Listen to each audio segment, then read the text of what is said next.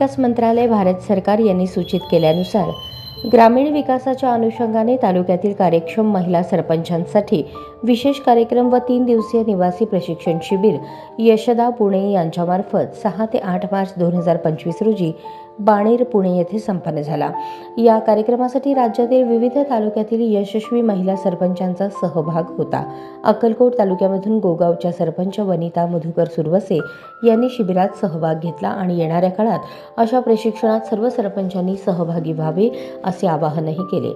ग्रामीण विकासाच्या संबंधित विविध योजनांच्या अंमलबजावणीमध्ये महिलांचा सहभाग कसा वाढेल, महिला सक्षमीकरण याबद्दल उत्तम मार्गदर्शन, शाश्वत विकासाचे ध्येय, गावगाडा चालवत असताना येणाऱ्या अडचणी अशा अनेक प्रश्नांचे उत्तर अशा प्रशिक्षणामधून मिळत असते।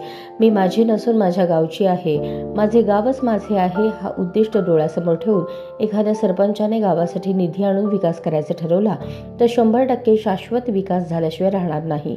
कारण सरपंच हाच गावच्या विकासाचा कणा असतो। त्यामुळे सरपंचांनी मनात घेतले तर गाव सुजलाम सुफलाम व्हायला उशीर लागत नाही। अडथळे करणारे विरोधक प्रचंड असतात, पण त्यांना कानाडोळा करून आपण आपल्या विकासाच्या ध्येयाचे उद्दिष्ट सतत चालू ठेवायचे असते, असे प्रशिक्षण समारोपावेळेस सरपंच वनिता सुरवसे यांनी सर्व सरपंचांना मार्गदर्शन करताना सांगितले।